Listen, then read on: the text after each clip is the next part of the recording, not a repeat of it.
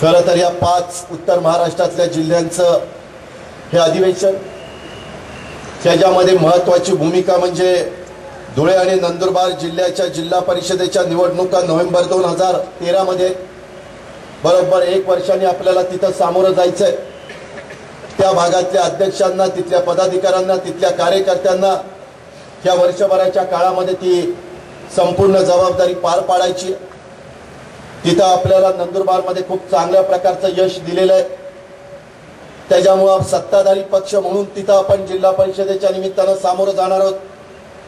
धुळ्यामध्ये आपल्याला अपयश आलं, परंतु त्या अपयशामधला बोध लक्षामध्ये घेऊन आपल्या ज्या काही राहिलेल्या त्रुटी असतील, चुका असतील त्या दुरुस्त करून आपल्याला धुळ्यामध्ये लोकांच्या समोर जावं लागणार आहे। त्याच्यामध्ये जळगावची जिल्हा परिषद आपल्याकडे नाही, परंतु नगरची जिल्हा परिषदेचा अध्यक्ष, उपाध्यक्ष आणि नाशिक जिल्हा परिषदेचा अध्यक्ष आपल्याबरोबर आपल्या विचारांचा आहे। विधानसभेच्या निवडणुकीच्या निमित्तानं किंवा लोकसभेच्या निवडणुकीच्या निमित्तानं जेवढं यश माझ्या या 5 जिल्ह्यातनं मिळायला पाहिजे होतं संघटनेला, ते मिळालं नाही। अवघे समीर भुजबळ एकमेव उमेदवार त्या ठिकाणी निवडून आले। दिंडोरीची जागा बारामती एवढीच खात्रीची होती, तिथं जवळपास 6 जागांच्या पैकी 5 आमदार आपल्या विचाराचे होते, परंतु तिथेही दगाफटका झाला। माझं तुम्हाला सगळ्यांना सांगणं आहे की एखाद्या ठिकाणी यश आलं म्हणून हुरळून जाऊ नका। त्याच्यामध्ये आता काही आपल्याला घाबरण्याचं कारण नाही अशी भावना मनामध्ये आणू नका। उलट ते यश नीटपणे लक्षामध्ये घेऊन, डोक्यामध्ये न शिरता जमिनीवर पावलं ठेवून चालण्याचा प्रयत्न करा। सांगायचं तात्पर्य मी पुण्याच्या सभेमध्ये सांगितलेलं होतं, शिबिरामध्ये साहेबांच्या साक्षीनं सांगितलेलं होतं की एखाद्या ठिकाणी घड्याळ चालत नसेल तर कष्ट घेतल्यानंतर घड्याळ चालतं। हे आदिवासी विभागामध्ये नंदुरबारला सिद्ध झालं। मी नंदुरबारची उदाहरणं द्यायचो, परंतु त्याच्यानंतर जो झटका मला तळोद्याला, नवापूरला, नंदुरबारला नगरपालिकेला बसला की मला आता नावच घेता येईना। परवा 10 विधानसभेच्या निवडणुका होत्या, काय चित्र तिथं आपण बघतो। त्याच्यामध्ये आपल्याला डहाणू जव्हारला आपल्या महापौर नव्हता, आपला नगराध्यक्ष नव्हता, परंतु तिथं राष्ट्रवादी काँग्रेस पार्टीची निर्विवाद बहुमत त्या ठिकाणी आलं। जव्हारला शिवसेनेची सत्ता, मी गणेश नाईक आणि पिचड साहेब गेलो, आम्ही एवढं तिथं आक्रमक भूमिका मांडली आणि त्याच्यानंतर 17 पैकी 14 जागा माझ्या माहितीप्रमाणे राष्ट्रवादी काँग्रेस पार्टीच्या निवडून आल्या।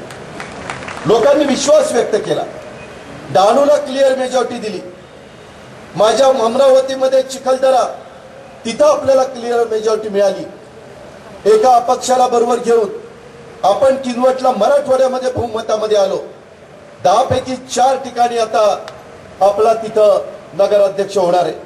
पण नंदुरबार तिथं गेल्या वेळेसपेक्षा आपली संख्या रोडावली। नवापूरमध्ये देखील म्हणायला समाजवादी पक्षाचा आमदार, पण आपल्याच विचाराचा शरद गावित आमदार। तळोद्याला आपल्याला खातं उघडता आलं नाही।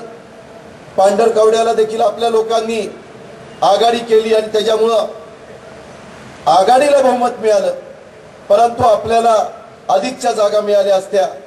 इगतपुरीला काँग्रेसला एकही जागा मिळाली नाही।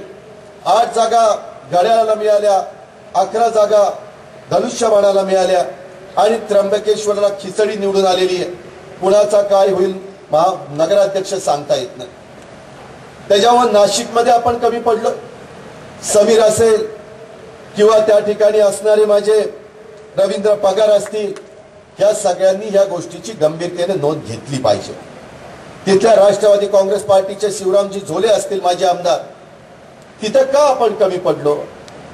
जर आपण ठाणेसारखा 24 आमदारांचा जिल्हा तिथं आपण यश खेचतोय, अमरावतीमध्ये विदर्भामध्ये आपण यश खेचतोय, मराठवाड्यात किनवटला आपण यश खेचतोय, परंतु नंदुरबार, नवापूर, तळोदा आणि इगतपुरी, त्र्यंबकेश्वर, पांढरकवड्याला आपण कमी पडतोय। 4 नगरपालिका राष्ट्रवादीच्या, 4 काँग्रेसच्या, 1 शिवसेनेची आणि 1 कुणाचा नगराध्यक्ष होईल सांगता येत नाही। कदाचित प्रयत्न केला तर आपलाही होऊ शकतो, अशा प्रकारची परिस्थिती आहे। ही निवडणुकीच्या निमित्तानं काय लोकांची पावती हे लक्षामध्ये येतं। आणि त्याच्यामुळे 6 आमदार असताना देखील माझ्या जळगावची जिल्हा परिषद आली नाही। खरं तर तुम्ही सगळ्यांनी एका जीवाने काम केलं असतं तर जळगावची जिल्हा परिषद आपल्या ताब्यामध्ये आणणं हे काही अवघड नव्हतं, परंतु कुठंतरी भांड्याला भांडं असतं। आज राष्ट्रवादी युवती काँग्रेसच्या माध्यमातून सुप्रिया आणि बाकीचे सगळेजण प्रयत्न करतात, तुम्ही मी तिथं मदत करतोय, पवार साहेब मार्गदर्शन करतायत। एक युवतींची जबरदस्त ताकद आपण महाराष्ट्रामध्ये मेळाव्याच्या निमित्तानं उभी केलेली आहे। तिथंच तुम्हाला मला थांबायचं नाही, हे सातत्य तुम्हाला मला टिकवायचंय। इथं उमेश आहे, इथं निलेश आहे, विद्यार्थी संघटनेचे अध्यक्ष किंवा युवकांच्या अध्यक्षांची भाषणं तुम्ही ऐकलीत, त्यांच्यामध्ये उत्साह आहे, भूमिका समजून सांगण्याची धमक आणि ताकद आहे, परंतु ते त्यांच्यापुरतं असून चालणार नाही। त्याच्यातनं साधारण 30 मधल्या युवकांना राष्ट्रवादी युवक काँग्रेसच्या माध्यमातून आपण संधी दिली पाहिजे। जे आता 35 मध्ये आलेले आहेत त्यांनी आता मूळ राष्ट्रवादी काँग्रेस पार्टी, ज्याला फादर राष्ट्रवादी काँग्रेस पार्टी आपण म्हणतो, त्याच्यात त्यांनी यावं। युवतींची संघटनेचा उपयोग निलेशने आणि बाकीच्या सगळ्या तरुण विद्यार्थी संघटनेच्या सहकार्यांनी करून घ्यावा। 25ल्या वयाचा विद्यार्थी संघटनेमध्ये पदाधिकारी नेमले गेले पाहिजेत। आणि जसं युवती राष्ट्रवादी युवतीच्या निमित्तानं आपण महाराष्ट्र ढवळून काढला, तसा उभा महाराष्ट्र आता राहिलेल्या दिवसामध्ये आपल्याला युवकांच्या आणि विद्यार्थ्यांच्या संघटनेच्या माध्यमातून ढवळून काढायचं। तरुण कार्यकर्ते पुढे आणायचे, त्यांना संधी द्यायची। आता पण माझ्या मनसेमधल्या काही कार्यकर्त्यांनी राष्ट्रवादी काँग्रेस पार्टीमध्ये प्रवेश केलाय, तरुण कार्यकर्ते, त्यांचं मी मनापासून स्वागत करतो। त्यांना बरोबर घेऊन आपल्याला बेरजेचं राजकारण करायचं। इथं अनेक प्रांताध्यक्ष म्हणून काम केलेले ह्या उत्तर महाराष्ट्रामध्ये बबनराव पाचपुते आत्ताचे प्रांताध्यक्ष उत्तर महाराष्ट्रातले, अरुणभाई गुजराती साहेब उत्तर महाराष्ट्रातले, भुजबळ साहेब उत्तर महाराष्ट्रातले। आतापर्यंत राष्ट्रवादी काँग्रेस पार्टीचे जेवढे अध्यक्ष झाले, आर पाटील आमचे सोडले, तर सगळे उत्तर महाराष्ट्रातले। तेवढी उत्तर महाराष्ट्रामध्ये ताकद वाढली का? आपणच आपल्या मनाला प्रश्न विचारूया, परंतु आपण वाढवली पाहिजे। त्याच्यामुळे इथं तुम्ही नुसतं शिबिराच्या निमित्ताने येऊन अजित असं बोलला, तमुक तसं बोलला, याचं ठीक झालं त्याचं बरं नाही झालं, त्याला तर काही सांगताच आलं नाही, असे एकेकाचे पंचनामे करण्याच्या पेक्षा, ऑडिट करण्याच्या पेक्षा जे काही चांगलं ज्यांनी केलेलं असेल ते तुमच्या माझ्या गावामध्ये कसं आपल्याला राबवता येईल अशा प्रकारचा प्रयत्न 5ही जिल्ह्यामध्ये त्या ठिकाणी झाला पाहिजे। तुमच्या माझ्या हातामध्ये असणाऱ्या संस्था त्या उत्तम प्रकारचे चालवण्याचा प्रयत्न माझ्या राष्ट्रवादी काँग्रेस पार्टीच्या कार्यकर्त्यांनी केला पाहिजे। आपल्यामध्ये अजिबात मतभेद होता कामा नये। महिलांना तर 50% जागा देऊन पवार साहेबांनी मान सन्मान प्रतिष्ठा निर्णय प्रक्रियेमध्ये त्यांना सामावून घेतलंय। आर्थिक बाबतीमध्ये बचत गटाच्या माध्यमातून सक्षम करण्याचा निर्णय घेतला। आम्हाला आदेश दिले की आघाडी सरकारमध्ये आता 50%चं आरक्षण आणा। आम्ही आणलं, निवडणुका झाल्या, महिलांना संधी मिळाली। पिचड साहेब जवाहरमध्ये ज्या 14 जागा निवडून आल्या त्याच्यात 8 महिला आल्या आणि 6 पुरुष आले, म्हणजे तिथेही महिला जास्त राष्ट्रवादी काँग्रेस पार्टीच्या निवडून आल्या। आज महिलांना महाराष्ट्रामध्ये सांगितलं पाहिजे, माझ्या 5ही जिल्ह्यामध्ये सांगितलं पाहिजे की बाबांनो, महिलांना पुढे आणण्याचं काम राष्ट्रवादी काँग्रेस पार्टीने केलं। शाहू फुले आंबेडकरांचं नाव नुसते पवार साहेब घेत नाही, त्यांचा विचार तळागाळातल्या शेवटच्या माणसापर्यंत पोहोचवण्याचं काम साहेब करतायत। आणि हे महिलांच्या युवतींच्या बाबतीमध्ये फक्त राष्ट्रवादी काँग्रेस पार्टी करते। आता युवतीचा संपूर्ण एकंदरीत संघटना बघितल्यानंतर काहींनी त्या धर्तीवर संघटना काढायचं चालवलंय। प्रत्येक पक्षाला तो अधिकार आहे, त्याबद्दल बोलायचा मला काही अधिकार नाही, परंतु एक चांगल्या प्रकारचं संघटना कौशल्य हे आपण सगळ्यांनी दाखवलं पाहिजे। महिलांना माझी विनंती आहे, अरे तुम्हाला आता कुठं देशाला स्वातंत्र्य मिळाल्यानंतर 50% जागा द्यायला सुरुवात झाली, आपण एकोप्याने राहायला पाहिजे। आपल्यामध्ये मतभेद अजिबात होता कामा नये।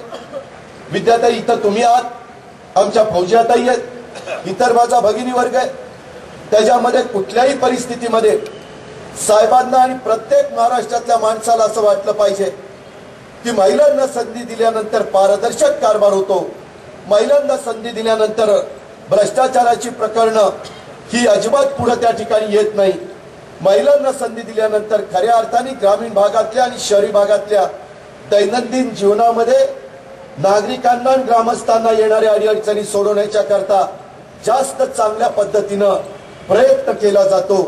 हे काम आता कृतीतनं माझ्या भगिनी वर्गाला दाखवायचं।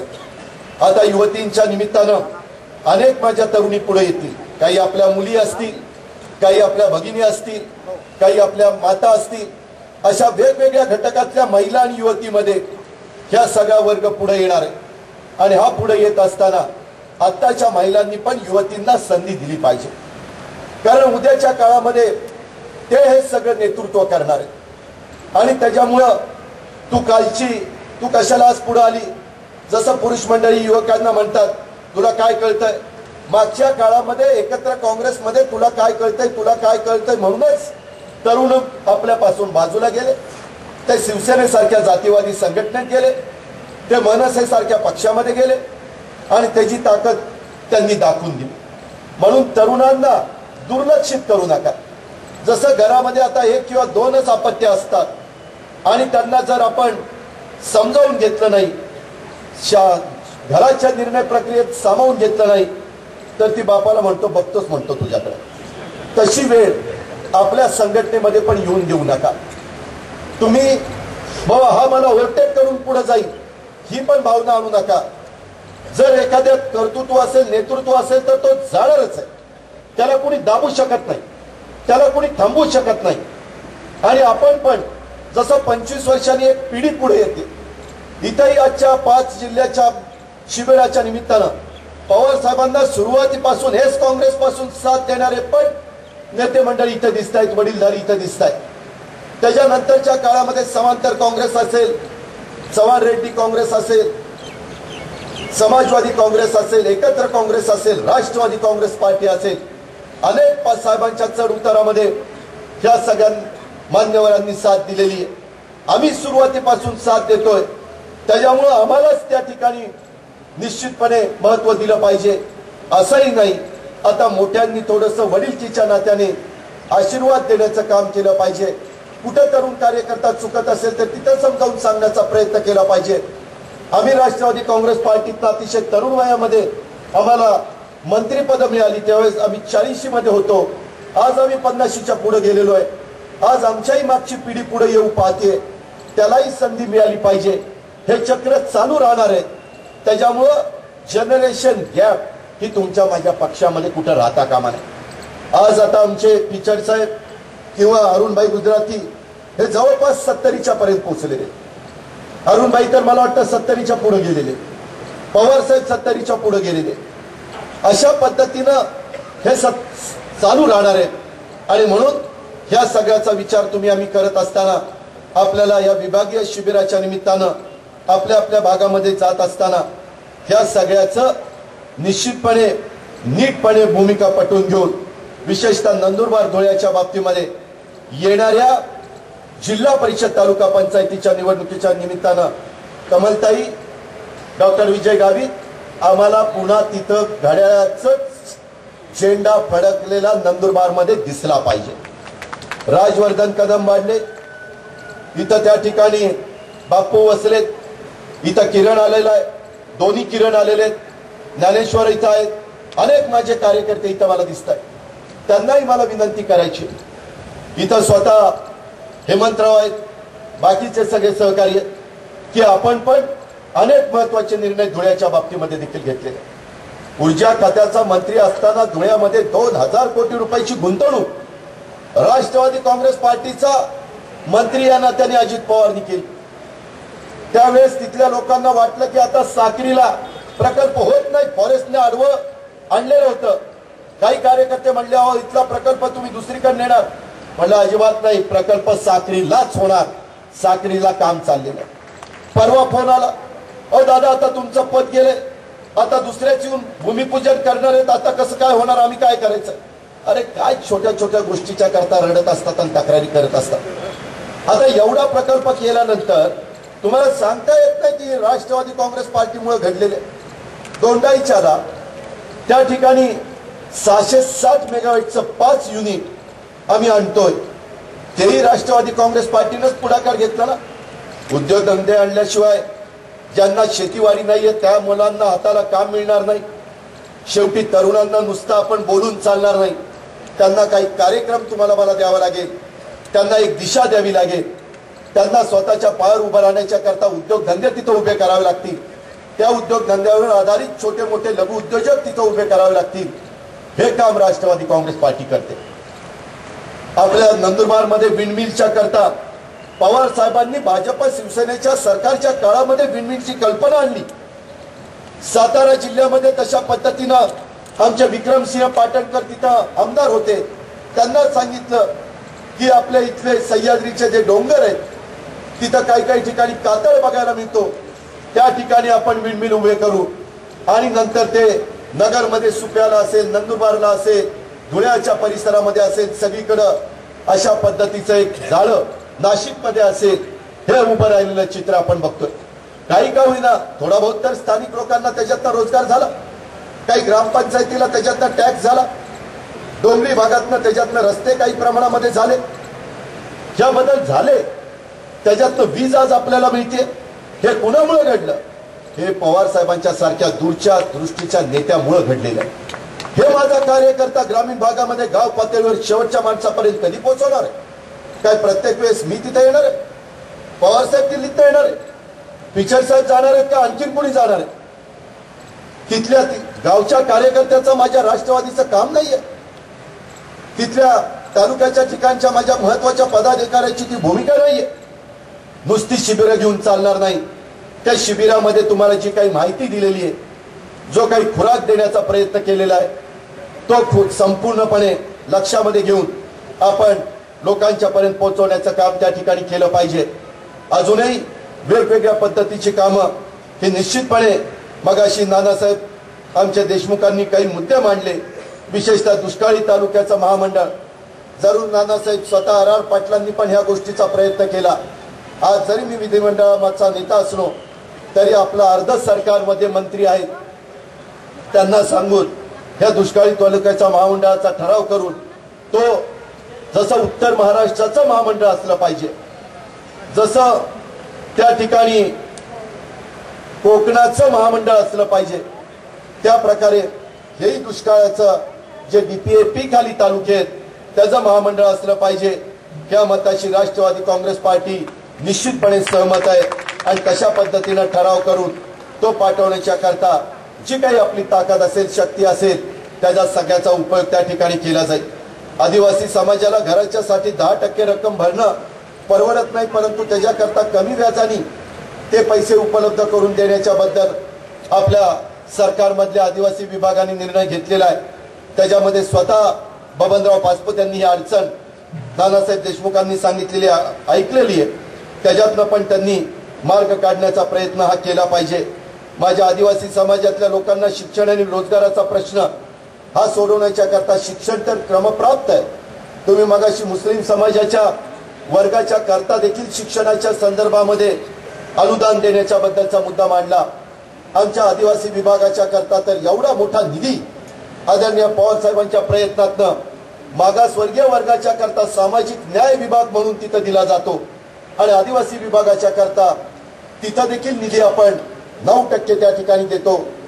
गेल्या वेळेस अर्थसंकल्प सादर करत असताना एकाला 4,000 कोटीपेक्षा जास्त आणि सामाजिक न्याय विभागाला 4,500 कोटीच्या पेक्षा जास्तीचा निधी आपण दिलेला आहे. त्याचा व्यवस्थितपणे वाटप होतो की नाही, त्याचा खर्च नीटपणे होतो की नाही, ज्या वर्गाच्या करता तो निधी दिला जातो त्या वर्गाला खरोखरीच त्याचा फायदा होतो की नाही, हे त्या भागातल्या लोकांचं ते काम आहे.